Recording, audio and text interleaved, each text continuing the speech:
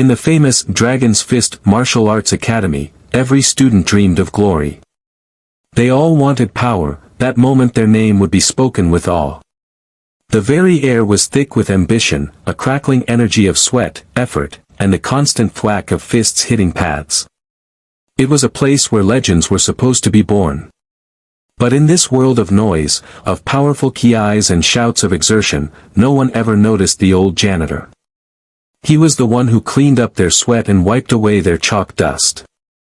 He was a silent fixture, a ghost gliding along the edges of their world, as much a part of the building as the wooden floors he polished so carefully. His name was Kaito, not that anyone ever bothered to learn it. Among the students was Leo, a young man whose ego was way bigger than his technique. He was gifted, no one could deny that. His kicks were lightning fast, his punches landed with power, and he had a natural athleticism that made him the Academy's golden boy. But his talent was soured by a deep, unshakable arrogance. To him, the other students were just stepping stones, and the instructors were tools for his own greatness. And the janitor, Kaito? He was less than nothing. An old man in his way, invisible and insignificant. But Leo was about to make the biggest mistake of his life. He was about to challenge the one man he should have feared because this quiet, unassuming janitor was a living legend, a hidden master of the very art Leo thought he knew. Section 1, The Silent Guardian. The Dragon's Fist Academy wasn't just any dojo. It was an institution, with a history stretching back for generations. Its founder, the legendary master Ishikawa, built it on a single principle, Mizu no Kokoro, the mind like water. It was a philosophy that preached humility, clarity, and the ability to adapt. Water can flow, or it can crash. It takes the shape of whatever holds it, yet it can wear down the hardest stone. This teaching was etched into the very walls, a philosophy that the current head, Master Chen, tried his best to pass on. Chen was a stern, observant man whose eyes missed nothing. He saw the potential in his students, but he saw their flaws, too. And he worried that in the modern world's chase for trophies and titles, the soul of the art was being lost. Nowhere was this worry clearer than in Leo. Coming from a wealthy family, Leo had been handed everything he ever wanted, and that entitlement followed him right onto the mats. He didn't see martial arts as a journey, he saw it as a competition to be won. He'd perform a perfect kata not for its beauty, but for the applause. He'd win a sparring match and gloat, making sure his opponent felt small. He treated the junior students like his personal servants and barely hid his contempt for the traditions Master Chen held so dear. He figured his natural talent put him above the rules, above the philosophy, and definitely above the staff. And then there was Kaito.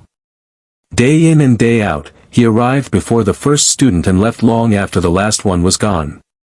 His presence was a quiet hum beneath the loud symphony of the academy. But if anyone had bothered to really look, the clues were everywhere. He wasn't just a janitor, he was a guardian. When he swept the vast wooden floors, his movements weren't the clumsy shuffles of an old man. They were precise, economical, a flowing dance of pure efficiency. His feet glided across the floor in patterns that looked suspiciously like the foundational footwork taught to beginners. His posture was always perfect, his back straight, his core engaged, even when lifting a heavy bucket. There were little moments, fleeting glimpses where the mask almost slipped. An exhausted student would drop a practice sword, and before it could even clatter to the ground, Kaito's hand would flash out, snatching it from the air with a grace that made no sense for his age. He never made a show of it. He'd just place the sword back on the rack and go back to his work, leaving the students staring, wondering if they'd just imagined the whole thing. He would watch the classes from a distance, his eyes seeing things even the instructors sometimes missed, the subtle shifts in balance, the tiny imperfections in form. The students saw an old man doing chores. They never considered that those same chores, the constant bending, the controlled movements, the focus, were a form of constant meditation, a practice of the very art they were all so desperate to master. He was invisible, and in his invisibility, he saw everything. Section 2, The Spark of Conflict. The day it all started felt like any other. The afternoon sun streamed through the high windows, lighting up the dust motes dancing in the air. The advanced class was in session, and Leo, of course, was putting on a show. Master Chen was trying to teach a ridiculously hard technique. The falling blossom kick, a spinning aerial move that demanded immense strength, flexibility, and perfect balance. It was a move that punished arrogance. Leo, naturally, figured he could master it in minutes. He waved off the instructor's advice, insisting he got it. A small group of younger students, who still thought his confidence was cool, gathered to watch. "Watch this," Leo smirked. He launched himself into the air, his form explosive but completely wrong. He had the power, but none of the control. His mind wasn't on the technique, it was on the applause he was expecting. For a split second, he was airborne, a picture of power. But his center of gravity was way off. As he started to spin, he over-rotated, his body lurching sideways. He didn't land with the grace of a falling blossom, he crashed down like a felled tree. He stumbled backward, arms flailing, and slammed right into a bucket of water Kaido had just filled for mopping up later. The bucket overturned with a loud clang, sending a wave of cold water splashing across the floorboards, soaking Leo's expensive GI. The admirers went silent. A few of them choked back a giggle. Hot, sharp humiliation washed over Leo. He wasn't mad at himself for failing, he was embarrassed he'd failed in front of an audience. He needed someone to blame, and there was Kaido, a few feet away, holding a mop, his face a calm, unreadable mask. Leo scrambled to his feet, dripping. "What is wrong with you?" he snarled, his voice cutting through the quiet dojo. "Watch where you put your junk, old man. This is a training floor, not your personal washroom." Kaido didn't even flinch. He just looked at the spilled water, then back at Leo, offering no apology. The lack of a scared reaction seemed to make Leo even angrier. He stepped closer, towering over the smaller man. "Are you deaf? I'm talking to you. You got my GI wet. Do you have any idea how much this costs?" "Probably more than you make in a month." He flicked his wet sleeve, spraying water onto Kaido's simple work clothes. From his office doorway, Master Chen watched the whole thing, his hands clenching into fists. He saw the blatant disrespect, the poison of Leo's ego on full display. He knew he should step in, but he also saw the profound, unshakable stillness in Kaido. It wasn't the silence of fear. It was the silence of a deep, still lake, and Master Chen had a strange feeling that Leo was a fool who just decided to throw a rock into it. So, for a moment, he waited. He watched as Kaido simply bent down, picked up the empty bucket, and reached for his mop to clean up the mess he hadn't made. That silence was Kaido's first move, and it was more powerful than any shout could ever be. Section 3, The Unraveling of a Secret. In the days that followed, the feeling in the Dragon's Fist Academy started to change. The rock had been thrown, and the ripples were spreading. Leo's public humiliation of Kaido had, for the first time, actually made the students see the old janitor. And what they saw started to confuse them. The first big clue dropped during weapons practice. A senior student lost his grip on a heavy bow staff during a powerful swing. The staff went flying end over end, straight for a group of young beginners who had their backs turned. The whole room gasped. The instructor yelled a warning, but it was too late. Then, something impossible happened. Kaido was nearby, polishing a handrail. In a motion so fast it was just a blur, he took 2 impossibly quick, gliding steps. His hand shot out, not to grab the staff, but to intercept it. His fingers touched the spinning wood and seemed to absorb all its momentum, bringing it to a dead, silent stop. He was holding it perfectly at its center of balance. The room was dead silent. Kaido turned, his expression as calm as ever, and held the staff out to the stunned student. He gave a tiny nod, then went back to his polishing as if nothing had happened. The whispers started immediately. Did you see that? How did he do that? A few days later, another piece of the puzzle fell into place. Master Chen was teaching the flowing river path, a footwork sequence so difficult it was supposed to make you look like you were floating. The students were clumsy, tripping over their own feet. Leo, in particular, was getting furious, his power-based style completely useless for something that required such finesse. In the background, Kaido started his afternoon sweeping. As he moved across the dojo, a quiet girl named Maya, who'd also seen the staff incident, glanced over at him. Her eyes went wide. She stopped listening to the instructor and just watched the janitor. Kaido's path wasn't random.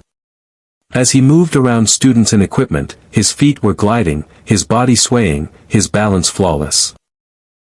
With a broom in his hand, he was performing the flowing river path perfectly. It wasn't a technique for him, it was just how he moved. Maya stared, mesmerized. She took a breath and tried to imagine she was sweeping the floor. She mimicked Kaido's rhythm, his easy grace. And suddenly, it clicked. For a few perfect seconds, she flowed. She looked over at Kaido, who met her gaze for just a moment. She could have sworn she saw a hint of a smile in his eyes before he turned away. The whispers grew louder. Leo, who saw Maya's sudden breakthrough, was enraged. His jealousy and the lingering embarrassment from the water bucket were curdling into open hostility. He started making loud, snide remarks. Maybe we should ask the janitor for lessons, he'd sneer. He'd accidentally bump into Kaido, trying to get a reaction, trying to prove to everyone that the old man was just a fluke. But Kaido never took the bait. Finally, Master Chen decided it was time. He gathered the students and spoke not of fighting, but of character. The strongest bamboo, he began, is the one that bends the most in the wind. And the deepest river is the one that flows with the quietest current.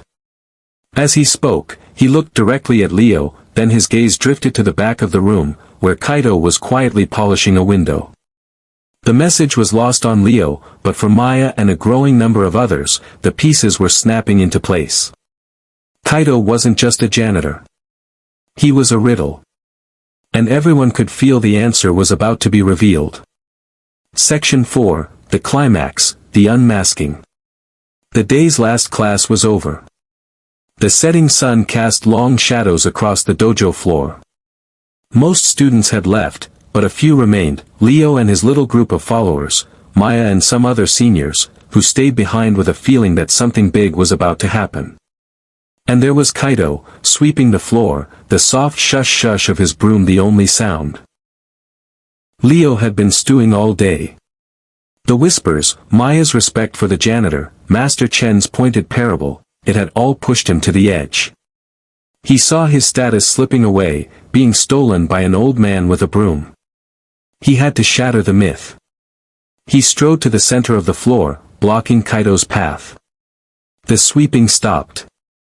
With a flick of his foot, Leo kicked Kaido's dustpan, sending it clattering across the floor. "I'm tired of the games, old man," Leo's voice was low and menacing. "Tired of the whispers and the mysterious little tricks. You think you're better than us, hiding behind your mop and your wise, silent act." He stepped closer. "So let's end this. Let's spar. For fun." He spat the last two words like an insult. For a long moment, Kaido was silent. Then he raised his head and met Leo's eyes. For the first time, he spoke in a full, clear voice. It wasn't frail. It was calm, measured, and filled with a quiet authority that hushed the entire room. "Sparring is not for fun," he said. "It is a dialogue between two spirits, where truth is spoken without words. But," he paused, his gaze steady, "if you insist on a conversation, then I will speak." With a slow, deliberate motion, Kaido leaned his broom against the wall. He turned to face Leo, and his whole posture shifted. He wasn't the janitor anymore. He was something else. Leo laughed, a short, ugly sound. He stripped off his GI top and dropped into a flashy, aggressive fighting stance. Kaito, in contrast, just stood there. Feet shoulder-width apart, knees slightly bent, hands loose at his sides. He was as still as a mountain. Leo attacked first, a blur of lightning-fast kicks. But the storm hit nothing. Kaito didn't block or retreat. He just swayed, shifted, and pivoted with tiny, almost invisible movements. Leo's kicks sliced through empty air, missing by millimeters every single time. The students watching gasped.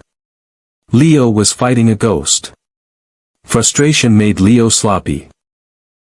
He lunged with a heavy punch aimed straight at Kaito's face. This time, Kaito moved. His hand came up, not to block, but to meet the punch gently.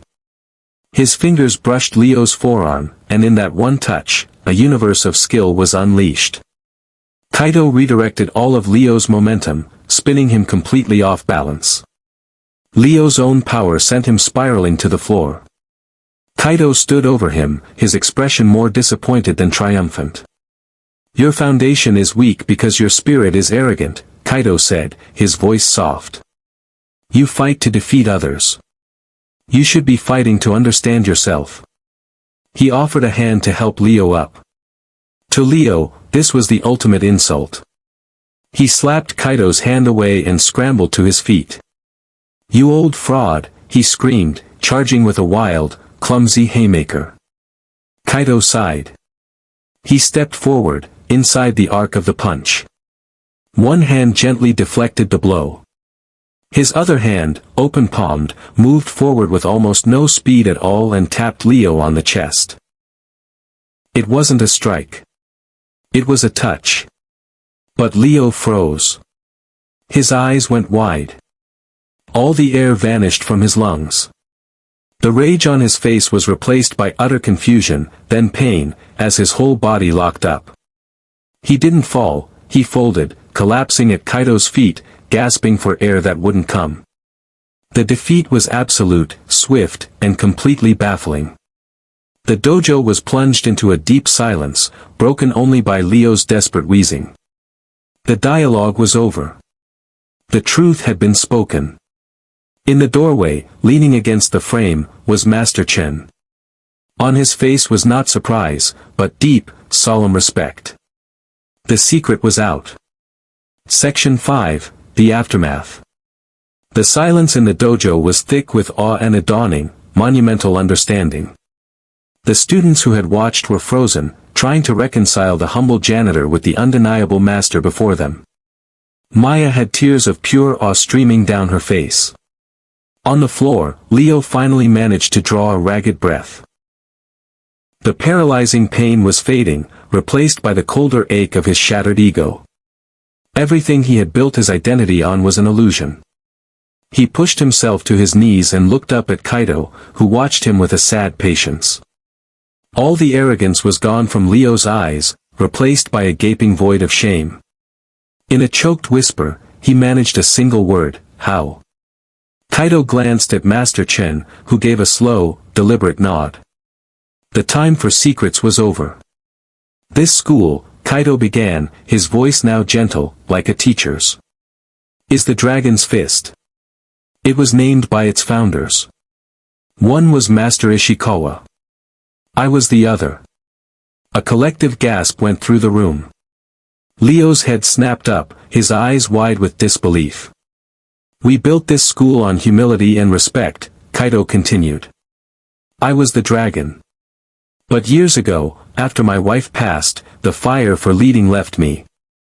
My heart wasn't in the spotlight anymore. But my love for the art, for this place, never faded. I no longer wished to lead, only to serve. I realized the best way to honor the art spirit was to care for the vessel that holds it." He gestured around the pristine dojo. "By cleaning these floors, I've felt every stance. By polishing these windows, I've watched every student's journey. I gave up the title of master to simply be a student of the art, forever." The revelation washed over Leo.